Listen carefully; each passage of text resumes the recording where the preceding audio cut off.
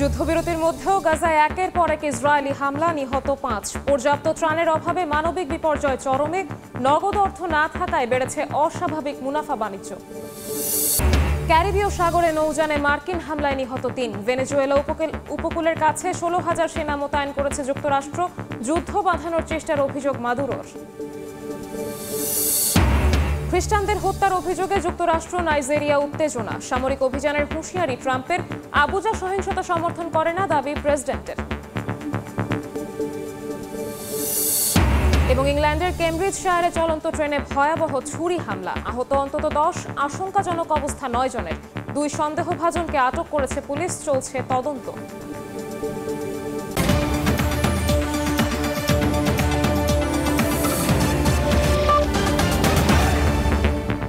আন্তর্জাতিক সময়ের সঙ্গে আছি আমি শবনব নিবিড়। অবরুদ্ধ গাজায় যুদ্ধবিরতি লঙ্ঘন করে হামলা চালিয়ে যাচ্ছে দখলদার বাহিনী। তাদের আক্রমণে আরও 5 ফিলিস্তিনি নিহত হয়েছেন। টানা 5ম দিনের মতো আকাশ ও স্থল হামলায় কেঁপে ওঠে খান ইউনিস ও উত্তর গাজা। অন্যদিকে যুদ্ধবিরতির শর্ত উপেক্ষা করে ইসরায়েল মাত্র 24% সহায়তা ঢুকতে দিয়েছে গাজায়। পরিস্থিতি মানবিক বিপর্যয়ের নতুন স্তরে পৌঁছেছে বলে জানায় গাজার প্রশাসন।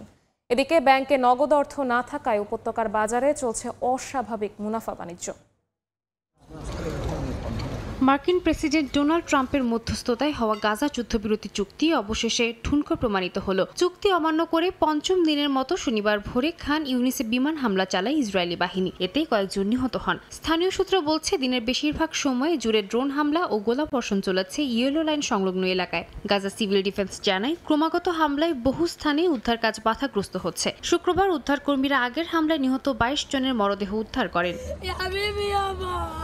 গাজা সরকার জানিয়েছে, যুদ্ধবিরতির পর থেকে প্রতিদিন গড়ে মাত্র 145টি ত্রাণবাহী ট্রাক প্রবেশ করছে, যা চুক্তি অনুযায়ী নির্ধারিত ট্রাকের মাত্র 24%। অক্টোবরের 10 থেকে 31 তারিখ পর্যন্ত মোট 3,203টি ট্রাক গাজায় প্রবেশ করেছে, যার মধ্যে 84টি ডিজেল ও 31টি রান্নার গ্যাস বহন করছিল। গাজা প্রশাসন এই অবরোধকে মানবিক অপরাধ হিসেবে অভিহিত করে।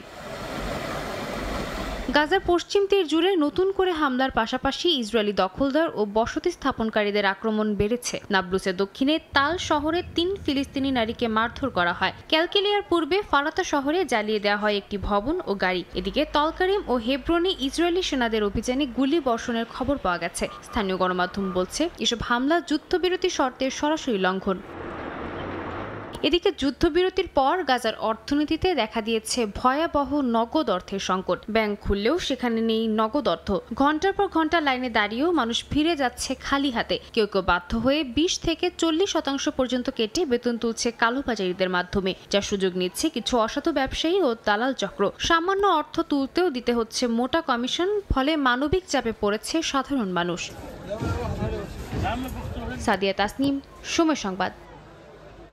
ইউরেনিয়াম সমৃদ্ধিকরণ নিয়ে ইরান কোনো দর কষাকষিতে রাজি নয় বলে মন্তব্য করেছেন দেশটির পররাষ্ট্রমন্ত্রী আব্বাস আরাকচি। এছাড়া ইসরায়েল থেকে ভবিষ্যতে কোনো হামলা হলে এর পরিমাণ ভয়াবহ হবে বলেও হুঁশিয়ারি দেন তিনি। এদিকে ইরানে মার্কিন হামলায় পারমাণবিক স্থাপনায় কিছুটা ক্ষতি হলেও ইউরেনিয়াম সমৃদ্ধিকরণ প্রযুক্তি অক্ষত রয়েছে বলে দাবি তেহরানের। চলমান উত্তেজনার মধ্যে যুক্তরাষ্ট্র ও ইরানকে পারমাণবিক আলোচনায় ফেরার আহ্বান জানিয়েছে ওমান। যুক্তরাষ্ট্র ও ইরানের মধ্যে পরমাণু বিষয়ক আলোচনা চলাকালীন গেল জুন মাসে তেহরানে হামলা চালায় ইসরায়েল। চলমান সংঘাতের মধ্যেই ইরানের গুরুত্বপূর্ণ কয়েকটি পারমাণবিক স্থাপনা ধ্বংসের চেষ্টা করে যুক্তরাষ্ট্র। এরপর থেকে ওয়াশিংটন ও তেহরানের মধ্যে চলা আলোচনা পুরোপুরি ভেস্তে যায়। এর ফলাফল হিসেবে একদিকে ইরানের উপর আন্তর্জাতিক নিষেধাজ্ঞা জারি হয়, অন্যদিকে তেহরান পুরোদমে তাদের পারমাণবিক কার্যকলাপ পরিচালনা করতে থাকে। এরই মধ্যে ইরানের পররাষ্ট্রমন্ত্রী আব্বাস আরাকচি জানিয়েছেন, ইউরেনিয়াম সমৃদ্ধিকরণ থামাবে না তেহরান। এই নিয়ে কোনো সমঝোতা করতে ইচ্ছুক নয় বলে সাফ জানিয়েছেন তিনি। এছাড়া ক্ষেপণাস্ত্র তৈরি নিয়েও কোনো দর কষাকষিতে ইচ্ছুক নয় তেহরান। শুধু তাই নয়, ভবিষ্যতে যদি ইসরায়েল আবারও হামলার পদক্ষেপ নেয় তাহলে এর পরিণতি ভয়াবহ হবে বলেও হুঁশিয়ারি দিয়েছে দেশটি। ইসরায়েলের পাশাপাশি যুক্তরাষ্ট্রের ভূমিকা নিয়েও মন্তব্য করেন আরাকচি। মার্কিন হামলায় পারমাণবিক স্থাপনায় ক্ষতি হলেও ইউরেনিয়াম সমৃদ্ধকরণ প্রযুক্তি অক্ষত রয়েছে বলে দাবি করেন তিনি। এছাড়া যেসব স্থাপনায় হামলা চালানো হয়েছে সেখানেই পারমাণবিক উপাদান সুরক্ষিত আছে বলেও জানান আরাকচি। এদিকে যুক্তরাষ্ট্রের প্রেসিডেন্ট ডোনাল্ড ট্রাম্প 3 দশক পর প্রথমবারের মতো পারমাণবিক অস্ত্র পরীক্ষার নির্দেশ দিয়েছেন, যা নিয়ে তীব্র প্রতিক্রিয়া জানিয়েছে তেহরান। এই পদক্ষেপকে বিপরীতমুখী ও দায়িত্বজ্ঞানহীন আখ্যা দিয়ে আরাকচি বলেন, যুক্তরাষ্ট্র ইরানের কর্মসূচিকে দোষারোপ করলেও নিজেই পারমাণবিক পরীক্ষা চালিয়ে নাটক করছে। ইরান কোনো পশ্চিমা চাপে নত হবে না বলে মন্তব্য করেন দেশটির পররাষ্ট্রমন্ত্রী। তবে সরাসরি আলোচনায় বসতে না চাইলেও পরোক্ষ আলোচনার দরজা খোলা রয়েছে বলে জানিয়েছেন তিনি। এদিকে যুক্তরাষ্ট্র ও ইরানকে আবারও আলোচনায় ফেরার আহ্বান জানিয়েছে ওমান। এর আগে একাধিক দফা ওয়াশিংটন তেহরান পরমাণু আলোচনার আয়োজন করেছিল মাস্কট। ইয়াসিন মোহাম্মদ জিসান, সময় সংবাদ। ভেনেজুয়েলার উপকূলবর্তী এলাকায় 16,000 সদস্যের বিশাল সামরিক বাহিনী মোতায়েন করেছে যুক্তরাষ্ট্র।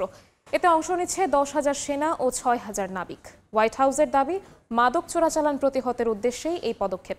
প্রেসিডেন্ট নিকোলাস মাদুরো অভিযোগ করেছেন, ভেনেজুয়েলার বিরুদ্ধে মিথ্যা অভিযোগ এনে যুদ্ধ বাঁধানো, সরকার পরিবর্তন ও তেল সম্পদ লুটের চক্রান্ত চালানো হচ্ছে। মাদক চোরাচালানের অভিযোগে যুক্তরাষ্ট্র ভেনেজুয়েলার সম্পর্ক দিন দিন গম্ভীর হচ্ছে। সম্প্রতি ওয়াশিংটন পোস্টের প্রতিবেদন থেকে জানা যায়, যুক্তরাষ্ট্র এর মধ্যেই ভূমধ্যসাগরে 8টি যুদ্ধজাহাজ, একটি বিশেষ অভিযান জাহাজ এবং একটি পরমাণু চালিত সাবমেরিন মোতায়েন করেছে। আগামী সপ্তাহেই সেখানে পৌঁছাবে USS Gerald R Ford carrier. সঙ্গে থাকবে আরও 3টি জাহাজ এবং 4,000 সামরিক কর্মী। পুয়ের্তো রিকোর ঘাঁটিতে মোতায়েন রয়েছে F-35 যুদ্ধবিমানও। মার্কিন প্রশাসনের দাবি, মূলত লাতিন আমেরিকার মাদক কারবার প্রতিহতের উদ্দেশ্যে সেনা মোতায়েন করা হচ্ছে। সেপ্টেম্বর থেকে তারা সন্দেহভাজন মাদক পরিবহনকারী জাহাজে হামলা চালাচ্ছে, যদিও কোনো অভিযান ভেনেজুয়েলার নৌসীমায় হয়নি। বিশেষজ্ঞরা বলছেন, ভূমধ্যসাগরীয় অঞ্চলে এত বড় সেনা মোতায়েন কেবল মাদক প্রতিহতে সীমাবদ্ধ নাও থাকতে পারে। ভেনেজুয়েলার প্রেসিডেন্ট নিকোলাস মাদুরো অভিযোগ করেছেন, একের পর এক পদক্ষেপ নিয়ে দেশটির উপর চাপ সৃষ্টি করছে যুক্তরাষ্ট্র। সরকার পরিবর্তন এবং তেল সম্পদ লুটের জন্য মিথ্যা অভিযোগ আনা হচ্ছে বলেও দাবি করেন তিনি। মাদুরো যুক্তরাষ্ট্রকে কল্পকাহিনী তৈরি ও মিথ্যাচার ছড়ানোর জন্য দায়ী করেছেন। এদিকে ভেনেজুয়েলায় সামরিক হামলা চালানোর পরিকল্পনা নেই বলে জানান প্রেসিডেন্ট ডোনাল্ড ট্রাম্প। তবে সিআইএ-কে গোপন তৎপরতা চালানোর অনুমোদন দেওয়ার কথা স্বীকার করেছেন তিনি। বিশেষজ্ঞরা বলছেন, ভূমধ্যসাগরীয় অঞ্চলে এই মোতায়েন বড় কোনো সংঘাতের ইঙ্গিত। সাদিয়া তাসনিম, সময় সংবাদ। আন্তর্জাতিক সময় আরও থাকছে। আফগানিস্তানের সঙ্গে সংঘাতের 21 দিন পর তোরখাম সীমান্ত খুলে দিল পাকিস্তান। আটকে পড়া শরণার্থী পারাপারের সিদ্ধান্ত। বৃহস্পতিবার যুদ্ধবিরতি নিয়ে ফের দুপক্ষের বৈঠক। যুক্তরাষ্ট্র ও নাইজেরিয়ার মধ্যে উত্তেজনা বাড়ছেই। দেশটিতে খ্রিস্ট ধর্মাবলম্বীদের হত্যার অভিযোগ এনে আর্থিক ও সামরিক সহায়তা বন্ধের হুমকি দিয়েছেন মার্কিন প্রেসিডেন্ট ডোনাল্ড ট্রাম্প। এমনকি সামরিক অভিযান চালানোর হুঁশিয়ারিও দিয়েছেন তিনি। এদিকে নাইজেরিয়া সহিংসতা কখনোই সমর্থন করে না বলে জানিয়েছেন প্রেসিডেন্ট বোলা আহমেদ টিনুবু।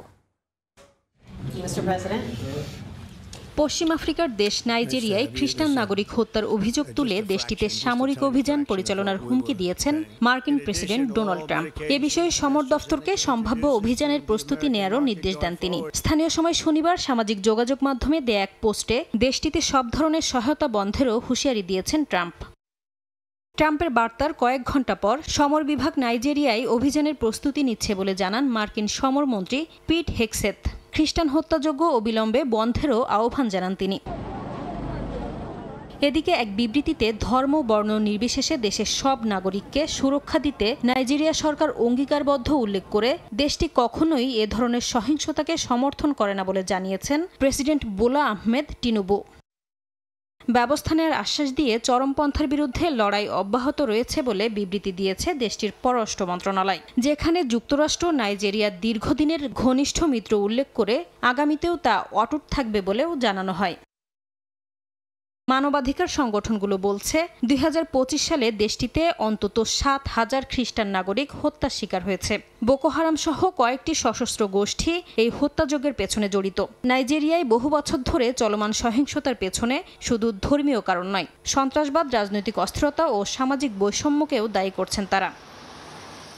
নাসরিন রুমি, সময় সংবাদ। প্রধান নির্বাচন কমিশনার এএমএম নাসির উদ্দিনের সঙ্গে বৈঠক শেষে কথা বলছেন এনসিপির মুখ্য সমন্বয়ক নাসির উদ্দিন পাটোয়ারি। সরাসরি যাচ্ছে সেখানে।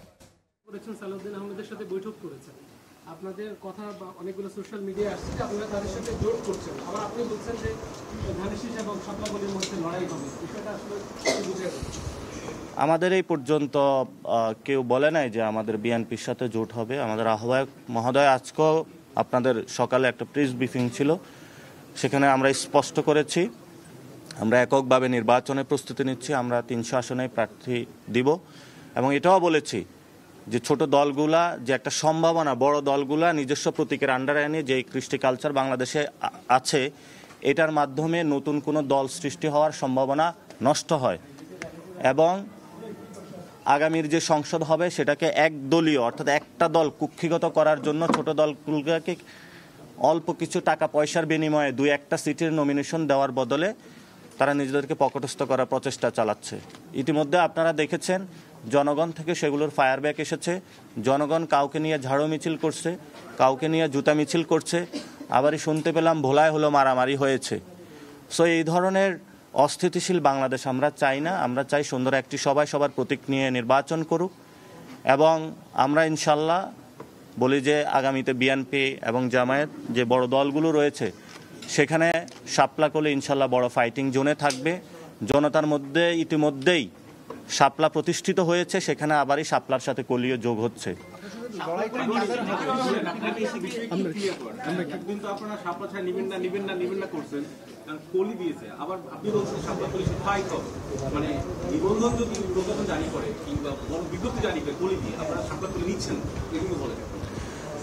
আমরা শাপলাকলি নিব। আমরা এখন এখানে একটা বিষয় আপনাদের থাকতে পারে যে আমরা বলছি শাপলার কিন্তু আমরা এখনো ব্যাখ্যা পাইনি। নির্বাচন কমিশনের যে স্বেচ্ছাচারী আচরণ, কিন্তু এখন কি তাহলে আমরা প্রতীক নিয়ে পড়ে থাকবো, আমরা ইলেকশন ফেজে ঢুকবো না? তো সেই জায়গা থেকে আমরা বৃহত্তর স্বার্থ চিন্তা করে এই ডিসিশনটা নিচ্ছি। কিন্তু ইলেকশন কমিশনের যে স্বেচ্ছাচারী আচরণ এটা পুরো বাংলাদেশের সামনে স্পষ্ট হয়েছে। আমরা ইনশাল্লাহ শাপলাকলি নিচ্ছি পুরো বাংলাদেশের। আমরা আহ্বান জানাচ্ছি জাতীয় নাগরিক পার্টি নেতাকর্মী এবং পুরো বাংলাদেশের মানুষকে যে আপনারা যেখানে 300 আসনে প্রার্থী হতে চান আপনারা প্রার্থীটা নিজেদের ইলেকশনে প্রস্তুতি নিন, আমাদের অফিসে আসুন, প্রার্থীটা জমা দিন, আমরা 300 আসনে ইনশাল্লাহ প্রার্থী দিব। আমরা সরাসরি যুক্ত ছিলাম আগারগাঁওয়ে। বক্তব্যের বাকি অংশ দেখতে ভিজিট করুন সময় টিভির ফেসবুক পেজে। ইংল্যান্ডের ক্যামব্রিজশায়ারে চলন্ত ট্রেনে ভয়াবহ ছুরি হামলার ঘটনা ঘটেছে, এতে অন্তত 10 জন আহত হয়েছেন। ব্রিটিশ ট্রান্সপোর্ট পুলিশ জানায় শনিবার স্থানীয় সময় রাতে হান্টিংডনগামী ট্রেনে ছুরিকাঘাতের ঘটনা ঘটে। খবর পেয়ে তাদের উদ্ধার করে হাসপাতালে ভর্তি করা হয়। 9 জনের অবস্থা আশঙ্কাজনক বলে জানা গেছে। এই ঘটনায় সন্দেহভাজন 2 জনকে গ্রেফতার করেছে পুলিশ। ব্রিটিশ প্রধানমন্ত্রী কিয়ার স্টারমার এক্সএ এক পোস্টে ভয়াবহ এই হামলার নিন্দা জানিয়েছেন। হামলার কারণ জানতে চলছে তদন্ত। আফগানিস্তানের সঙ্গে যুদ্ধবিরতির পর অবশেষে তোরখাম সীমান্ত খুলে দিয়েছে পাকিস্তান। সংঘাতের কারণে আটকে পড়া হাজার হাজার আফগান শরণার্থীর পারাপারের জন্য সীমিত আকারে খুলে দেওয়া হয় সীমান্ত। তবে বাণিজ্যিক কার্যক্রমের ওপর নিষেধাজ্ঞা এখনো বহাল রেখেছে দেশটি। এদিকে দুদেশের মধ্যে স্থায়ী শান্তি ও স্থিতিশীলতা বজায় রাখতে আগামী 6 নভেম্বর ইস্তাম্বুলে বৈঠক অনুষ্ঠিত হবে। তুরস্ক ও কাতারের মধ্যস্থতায় বৈঠক ফলপ্রসূ হওয়ার ব্যাপারে আশা প্রকাশ করেছে পাকিস্তান। গেল 12 অক্টোবর প্রাণঘাতী সংঘর্ষের পর আফগানিস্তানের সঙ্গে সব সীমান্ত পথ বন্ধ করে দেয় পাকিস্তান। প্রায় 3 সপ্তাহ ধরে সীমান্ত বন্ধ থাকায় হাজার হাজার আফগান শরণার্থী ও শত শত পণ্যবাহী ট্রাক আটকা পড়ে, যার কারণে দুই দেশের মধ্যে বাণিজ্যিক কার্যক্রম স্থবির হয়ে পড়ে। অবশেষে তোরখাম সীমান্ত ক্রসিং আবারও খুলে দেওয়া হয়েছে। দুদেশের সংঘাত নিরসনের যুদ্ধবিরতিতে সম্মত হওয়ার পর স্থানীয় সময় শনিবার বন্ধ থাকা সীমান্ত সীমিত আকারে খুলে দেয় পাকিস্তান। দেশটিতে আটকা পড়া আফগান শরণার্থীদের ফিরে যাওয়ার ব্যবস্থা করতেই এই সীমান্ত খুলে দেওয়া হয়। তবে ভ্রমণকারীদের আপাতত তোরখাম সীমান্ত ব্যবহার না করার অনুরোধ জানিয়েছে স্থানীয় প্রশাসন। এমনকি সীমান্ত পেরিয়ে বাণিজ্যিক কার্যক্রমের ওপর নিষেধাজ্ঞা এখনও বহাল রয়েছে। দুদেশের মধ্যে স্থায়ী শান্তি ও স্থিতিশীলতা বজায় রাখতে একটি কার্যকর প্রক্রিয়া নির্ধারণে আগামী 6 নভেম্বর ইস্তাম্বুলে বৈঠক অনুষ্ঠিত হতে যাচ্ছে। এই বৈঠক ফলপ্রসূ হবে বলে আশা প্রকাশ করেছেন পাকিস্তানের পররাষ্ট্র মন্ত্রণালয়ের মুখপাত্র তাহির আন্দ্রাবি। এর আগে ইস্তাম্বুলে তুরস্ক ও কাতারের মধ্যস্থতায় আলোচনায় অংশ নিয়ে যুদ্ধবিরতি বাড়ানোর বিষয়ে সিদ্ধান্তে পৌঁছায় দুই দেশ। নাসরিন রুমি, সময় সংবাদ। আন্তর্জাতিক সময়ে আরও থাকছে। মিশরে বর্ণাঢ্য আয়োজনে বিশ্বের বৃহত্তম প্রত্নতাত্ত্বিক জাদুঘর উদ্বোধন। যোগ দেন বিভিন্ন দেশের রাষ্ট্র ও সরকার প্রধান। প্রতিদিন 20,000 দর্শনার্থী ভিড়ের আশা। বাংলাদেশ, চীন, মিয়ানমার, ভুটান ঘেঁষা উত্তর পূর্ব সীমান্তে ব্যাপক সামরিক মহড়ার ঘোষণা দিয়েছে ভারত। নভেম্বর থেকে আগামী বছরের জানুয়ারি পর্যন্ত একাধিক পর্যায়ে চলবে ভারতীয় বিমান বাহিনীর বড় আকারের অনুশীলন। এই সামরিক মহড়া ও নিরাপত্তার তদারকির জন্য নোটাম বা সতর্কতা জারি করা হয়েছে। দেশটির গণমাধ্যমগুলো জানায়, নির্ধারিত দিনে আকাশপথে বেসামরিক বিমান চলাচল বন্ধ রেখে যুদ্ধবিমান, ড্রোন ও ক্ষেপণাস্ত্রের সমন্বিত মহড়া চালাবে ভারতীয় বিমান বাহিনী। এর লক্ষ্য সীমান্ত প্রতিরক্ষা ও সমন্বিত অভিযান সক্ষমতা আরও জোরদার করা। এরই মধ্যে গেল বৃহস্পতিবার থেকে পাকিস্তান সীমান্তে শুরু হয়েছে অপারেশন ত্রিশূল নামের মহড়া। 12 দিনব্যাপী এই যৌথ মহড়ায় অংশ নিচ্ছে সেনা, নৌ ও বিমান বাহিনীর বিশেষ ইউনিট। গুজরাট ও রাজস্থানের সীমান্ত জুড়ে এই অনুশীলনের মাধ্যমে সাম্প্রতিক যুদ্ধ পরিস্থিতির অভিজ্ঞতায় নতুন কৌশল পরীক্ষা করছে ভারতীয় বাহিনী। কেনিয়ার মারাকুয়েট অঞ্চলে ভয়াবহ ভূমিধসে অন্তত 21 জনের মৃত্যু হয়েছে। এখনও নিখোঁজ 30 জনের বেশি। শনিবার ভোরে টানা ভারী বৃষ্টিপাতের পর পাহাড় ধসে ক্ষতিগ্রস্ত হয় একাধিক গ্রাম। দুর্গম এলাকায় উদ্ধার তৎপরতা চালাচ্ছে সেনা ও পুলিশ সহ যৌথ টিম। জনগণকে সতর্ক থাকার আহ্বান জানিয়েছে স্থানীয় প্রশাসন। শনিবার ভোরে প্রবল বৃষ্টিপাতের পর কেনিয়ার মারাকুয়েট পূর্বাঞ্চলের পাহাড়ি এলাকায় শুরু হয় ভয়াবহ ভূমিধস। মুহূর্তেই মাটির নিচে চাপা পড়ে কয়েকটি গ্রাম। দেশটির স্বরাষ্ট্রমন্ত্রী জানান, 10 জনেরও বেশি মানুষের মৃত্যু নিশ্চিত করা গেছে, আহত 20 জনেরও বেশি। এখনও নিখোঁজ অনেকে।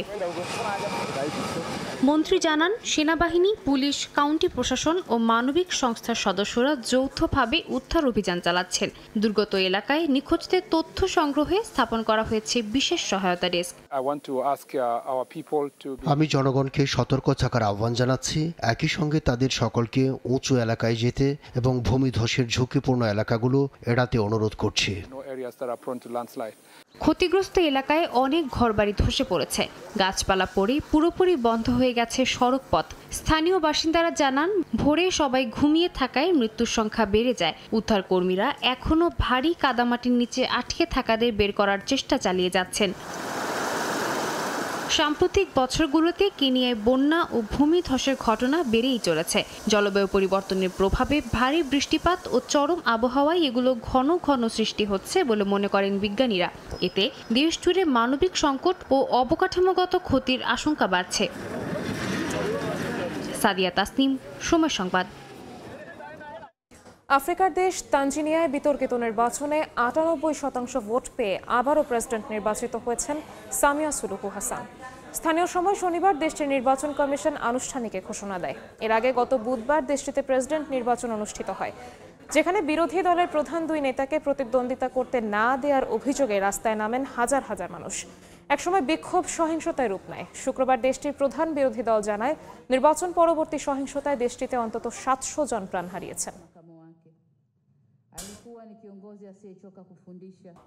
গবেষণার জন্য প্রথমবারের মতো 3 জন নভোচারীর সাথে 4টি ইঁদুর মহাকাশে পাঠিয়েছে চীন। শুক্রবার রাতে জিউ-1 স্যাটেলাইট লঞ্চ সেন্টার থেকে উৎক্ষেপণ করা হয় শেনজো 21 মহাকাশযান। দেশটির রাষ্ট্রীয় বার্তা সংস্থা জানিয়েছে, আগামী বছর পাকিস্তান থেকে নভোচারী পাঠানোর পরিকল্পনা রয়েছে বেইজিংয়ের। মহাকাশ অভিযানে আরও একটি মাইলফলক অর্জন করেছে চীন। গবেষণার জন্য 3 জন নভোচারী এবং 4টি ইঁদুর পাঠিয়েছে দেশটি। চীনের রাষ্ট্রীয় বার্তা সংস্থা জানিয়েছে, নভোচারীরা প্রায় 6 মাস মহাকাশ স্টেশনে অবস্থান করবেন। সেই সময় সেখানে 27টি বৈজ্ঞানিক প্রকল্প পরিচালনা করবেন তারা। আর ইঁদুরগুলো 5 থেকে 7 দিনের মধ্যে পৃথিবীতে ফিরে আসবে। উত্তর পশ্চিম চীনে জিউ-1 স্যাটেলাইট লঞ্চ সেন্টার থেকে উৎক্ষেপণ হওয়ার মাত্র 3 ঘন্টা 30 মিনিটের মধ্যে তিয়ানগং স্পেস স্টেশনের সঙ্গে সংযুক্ত হয় শেনঝো 21 মহাকাশ যানটি। যুক্তরাষ্ট্র 2011 সালে চীনকে আন্তর্জাতিক মহাকাশ স্টেশন থেকে বাদ দেয়। 2021 সালে নিজস্ব মহাকাশ স্টেশন তিয়ানগং তৈরি করে চীন। এরপর থেকেই প্রতি 6 মাস পর পর মহাকাশে গবেষণা কাজের জন্য 3 জন নভোচারীর একটি করে দল পাঠায় দেশটি। তারই ধারাবাহিকতায় শুক্রবার 7মবারের মতো মহাকাশে নভোচারীর দল পাঠালো বেইজিং। আগামী বছর পাকিস্তান থেকে প্রথম বিদেশি নভোচারীকে তিয়ানগং স্টেশনে পাঠানোর পরিকল্পনাও রয়েছে বেইজিংয়ের। 2030-এর দশকে চীন ও যুক্তরাষ্ট্রের মধ্যে মহাকাশ নিয়ে অনেক প্রতিযোগিতামূলক ঘটনা ঘটতে পারে বলে মনে করেন বিশ্লেষকরা। শেখ সাদি মারজান, সময় সংবাদ। মিশরে বর্ণাঢ্য আয়োজনের মধ্য দিয়ে উদ্বোধন হলো বিশ্বের বৃহত্তম প্রত্নতাত্ত্বিক জাদুঘর গ্র্যান্ড ইজিপশিয়ান মিউজিয়াম। উদ্বোধনী অনুষ্ঠানে যোগ দেন বিভিন্ন দেশের প্রেসিডেন্ট, প্রধানমন্ত্রী ও রাজ পরিবারের সদস্যরা। আরব বসন্ত আর অর্থনৈতিক সংকটে বহুবার পিছিয়ে গেলেও স্থানীয় সময় শনিবার রাতে খুলেছে এই জাদুঘরের দরজা। প্রতিদিন 15 থেকে 20 হাজার দর্শনার্থী ভিড় করবে বলে আশা কর্তৃপক্ষের।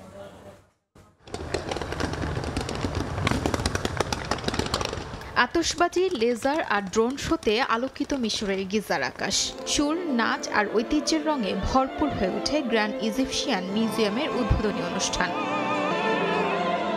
গিজা পিরামিডের পাশে নির্মিত এই জাদুঘর যেন মিশরীয় সভ্যতার জীবন্ত প্রতিচ্ছবি। রাতে ড্রোন শো উপভোগ করেন বিভিন্ন দেশের প্রেসিডেন্ট, প্রধানমন্ত্রী ও রাজপরিবারের সদস্য সহ সাধারণ মানুষ। উদ্বোধনী ভাষণে মিশরের প্রেসিডেন্ট বলেন, গ্র্যান্ড মিউজিয়াম শুধু ঐতিহ্যের সংরক্ষণই নয়, এটি হবে পর্যটন ও অর্থনীতির নতুন উত্থানের কেন্দ্র। আমরা এই প্রাচীন জাতির বর্তমান ও ভবিষ্যতের ইতিহাসে নতুন অধ্যায় রচনা করছি, কেননা এটি বিশ্বের সবচেয়ে বড় জাদুঘর, যা একটিমাত্র সভ্যতাকে নিবেদিত। এছাড়া এটির মাধ্যমে বিদেশি মুদ্রায়ের নতুন পথ খুলে দিয়েছি, যা অর্থনীতিকে পুনরুজ্জীবিত করবে। 2 দশক ধরে নির্মিত এই বিশাল জাদুঘরটি প্রায় $100 কোটি ব্যয়ে গড়ে উঠেছে গিজা পিরামিডের পাশে। প্রাচীন মিশরের 3200 বছরের পুরনো রামেসিস দ্য গ্রেটের বিশাল মূর্তি, তুতেনখামেনের সমাধি থেকে পাওয়া 5000 বস্তু আর খুফুর পিরামিডের পাশ থেকে উদ্ধার করা 4500 বছরের পুরনো কাঠের নৌকা। আরব বসন্ত আর অর্থনৈতিক সংকটে বহুবার পিছিয়ে গেলেও অবশেষে খুলেছে এই জাদুঘরের দরজা। প্রতিদিন 15 থেকে 20 হাজার দর্শনার্থী ভিড় করবে বলে আশা কর্তৃপক্ষের। 2000 বছরের প্রাচীন ইতিহাসের সাক্ষী এই জাদুঘর এখন মিশরের গর্বের প্রতীক। গিজার বুকে অতীতের জৌলুস আর ভবিষ্যতের স্বপ্নের এক চিরন্তন মেলবন্ধন গ্র্যান্ড ইজিপশিয়ান মিউজিয়াম। শিউলি রোজা, সময় সংবাদ। আন্তর্জাতিক সময়ের শীর্ষ সংবাদগুলো জানিয়ে দিচ্ছি আরও একবার। যুদ্ধবিরতির মধ্যেও গাজায় একের পর এক ইসরায়েলি হামলা, নিহত 5। পর্যাপ্ত ত্রাণের অভাবে মানবিক বিপর্যয় চরমে। নগদ অর্থ না থাকায় বেড়েছে অস্বাভাবিক মুনাফা বাণিজ্য। এবং ক্যারিবীয় সাগরে নৌযানে মার্কিন হামলায় নিহত 3। ভেনেজুয়েলা উপকূলের কাছে 16,000 সেনা মোতায়েন করছে যুক্তরাষ্ট্র। যুদ্ধ বাঁধানোর চেষ্টার অভিযোগ মাদুরোর।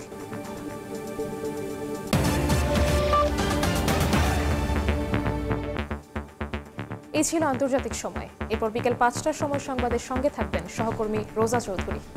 ধন্যবাদ নিবিড়। বিকেল 5টার সময় সংবাদ নিয়ে আসছি কিছুক্ষণ পর, সঙ্গে থাকুন সময়।